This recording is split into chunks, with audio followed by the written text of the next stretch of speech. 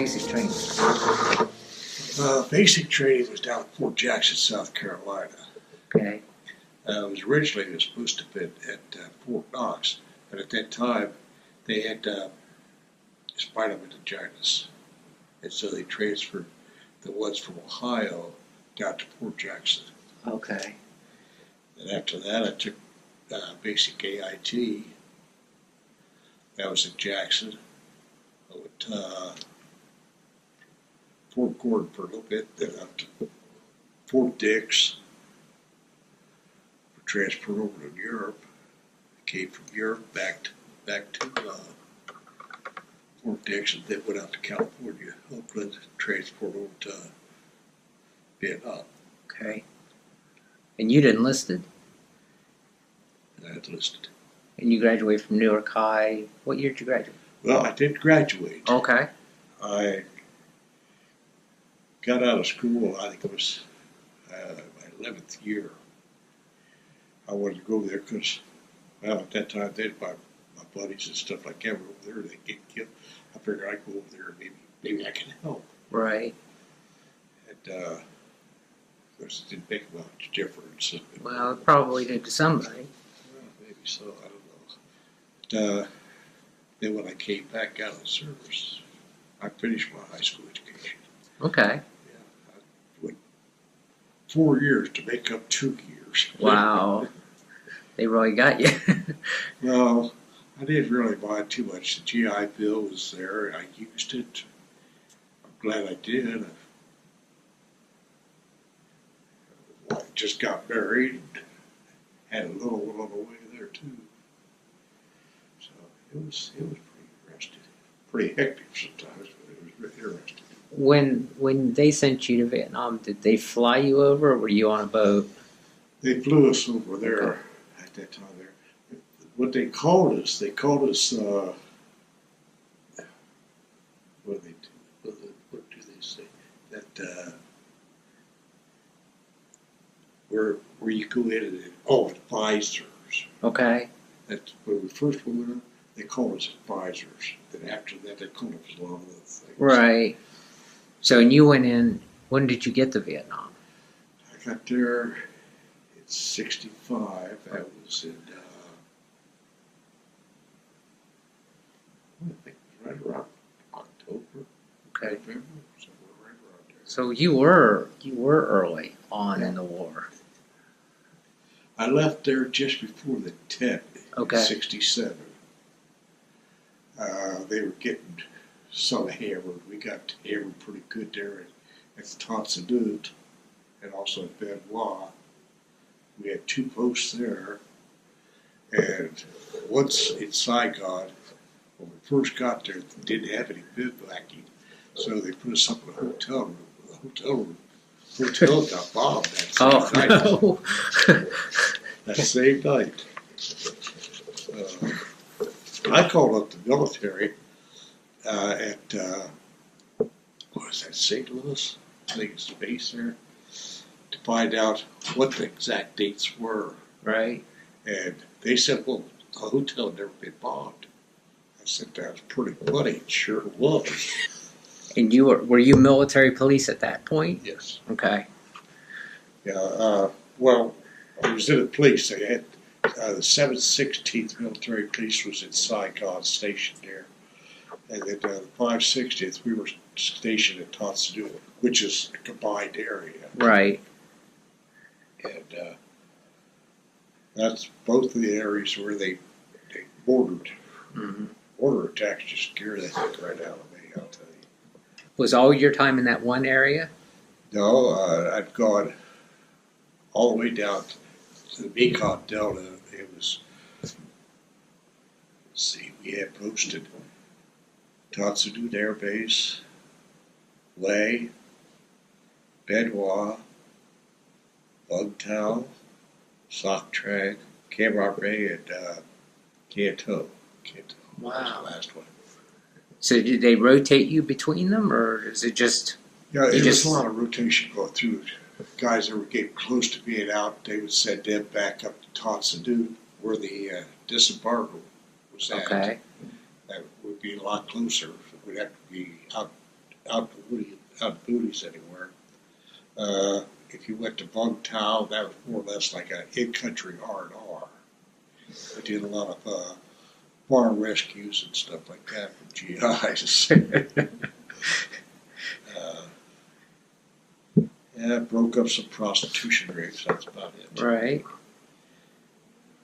All stuff that needs done. Well, it had to be done. Yeah. I think our worst thing, was when we did escort duty down US 1. That's the main highway going all the way from north to south. Right.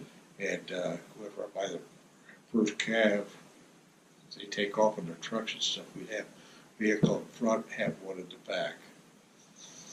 A couple times they got hit pretty hard, but they had what they call sort of like strategic mines. They could blow it up at any time they wanted to. They had pressurized ones. And they also had the flip switches. Right. Did what kind of vehicles were you in when you were accompanying them? Well, when I was accompanying them, we had the Jeep with the 50 mounted. Okay. That wasn't too bad. I stayed up here in the open, but we still had a lot of power. Yeah. And then we would also have helicopters that had 230s, one on each door, that would help patrol the areas. Okay. There was a lot of woods or pines, not pines, but palm trees and stuff like that there. We would escort those. That's got to be a little nerve-wracking. Well, a guy told me when I first went in there, and we went to helicopters. He says, "You know how to shoot a 30?" I said, "Yeah, I know how to shoot a 30." He says, "You know 50?" I said, "I've shot it before. Not qualified, but I've shot it. I thought it was a lot of fun." Right. He says, "That's what you'll probably be doing there." He says, "What you will do is you will take 2 helmets. One is to use on the head, and one is to sit in." Well, it seems strange to me. Why would you want to sit in a helmet? Right. I found out why. First time out, you feel a rotation, the bullet going around the inside of the helmet on your butt. Well, you can figure the choppers are only about that thick. Right. And a bullet go right through. So at least he gave you that tip, huh? I don't need that. I already had enough down there. I didn't want any more. Did you get hit? Did you have any? Just got burnt a couple times. I got a little bit of a scar there, one there, shrapnel. That's why I say borders. They scare me because they come in. You don't know where they're going to land. I mean, they walk them off and they say, "Okay, we've got 500 feet this way here, a little bit this way here. That's where it's going to drop." Well, it may come back just a little ways too. I think it was in '66. They had a raid on Todd Stewart Air Base, and they hit the debarkation tents, and they're beside for like 40 or 50 people in a tent. They're great big tents, and one border landed in a tent. Well, the letter I wrote to government and stuff like that stating to find out what it was, what month it was in. They say there was nothing ever hit. There was. I think there might have been a little bit of cover up on a lot of that stuff. Oh, I'm sure. Because if you have 28 people that are ready to go home, it'd be sort of, I know there were 28 people hit one time. Wow, it could hurt morale. Morale, that's what Okay. would be there. And outside of that, hey, I'm a one piece. And you got to, and you left Vietnam because you did. I don't know why I had trouble with that math. You did 18 months, right? Because you did 6 more so you could get an early out. And they even shortened out a little bit. Okay. So I was in pretty good shape that way. But that's like my cousin I showed you him, he got hit. He and I was over there at the same time. I was a little bit before he was. He was a Marine. Okay. I was in the Army. Of course, I've been taking care of him all his life, so. But, he stepped on a landmine. He's alive. He doesn't walk too good. He's got all of his parts. He and I were, like I say, over there at the same time. And he came up to Saigon there. We went out on like a R&R. We had a ball when we was out there. Sure. Then when he went back, I think it stayed 3 days. And he went back. He was in where was he at? He was up around Da Nang. That's where he stepped on a landmine. They had to lifeline him out of there. He was at Walter Reed there, I think, for 6, 8 months, something like that there. Is he older than you, or were you guys I'm both? a month older than he is. Okay. So that was why the trouble in R&R in Saigon, because you're two young men, very close Well, in age. neither one of us were married. Right. Yeah, Footloose and prancing free, I guess you might as well say. totally get it. I hadn't met my wife yet. We gotta say it is, hey, what we did when we were single was our business, and what we do together, that's our business. That's right. That's right. So when they flew you out of Nam, they fly you back to the West Coast? And I was in Fort Dreshy before when I went out there, and came through the gate. I really didn't know what to expect when I got out there. I know that it was during a time of, a lot of students were repressed about the war in Vietnam. They didn't like the idea that people shouldn't be going there. They would take their draft cards. We had been told about it, but we never really do anything about it. They're called baby killers. And got spat on. First time that happened, I went to the restroom and I changed to my civilian clothes. And I didn't have any more problem the rest of the time. So have you always been able to talk about your time, or is it just something that just... Well, I had talked about it for a long time. And then I started seeing my psychiatrist at the VA over in Columbus. And they was helping me out. We would go through different talks and everything. We'd get into groups. We started one at our church, and that helped out a lot. And then I still see the psychiatrist whenever they need it. But, it was pretty rough there for a while. Think about what's going on, what people you left there.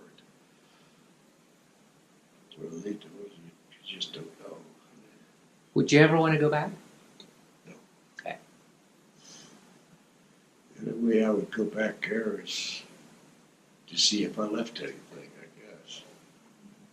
But I don't think I probably did. I mean, of any importance, anyway. I have a dislike for, I am very prejudiced towards Asians. Doctor, he brought that up the last time I talked to him, or to her. Were you able to watch the Ken Burns special? The War of Vietnam? Yeah. I did. I had a lot of nightmares. It brought back a lot of repressed pressures on me. Well, I appreciate you taking time to tell me. I hope it doesn't bring up anything bad for you. But I think I've learned to cope with this here pretty good. I mean, there's just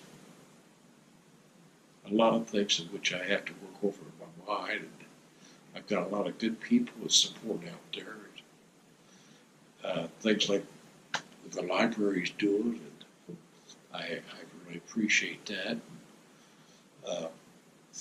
The VA, they have helped me out of I don't know how much. You hear so many bad things about it. But, well, out there in Arizona, they say, well, these people, they don't do anything for us. I can't complain. Good. They did great by me. That's good. Going through his cancer. Is that Agent Orange? But if right now I'm cancer free, There so you go. that's good. There you go. It's great. Well, I appreciate it. I mean, I appreciate everything you've done for us. I really do.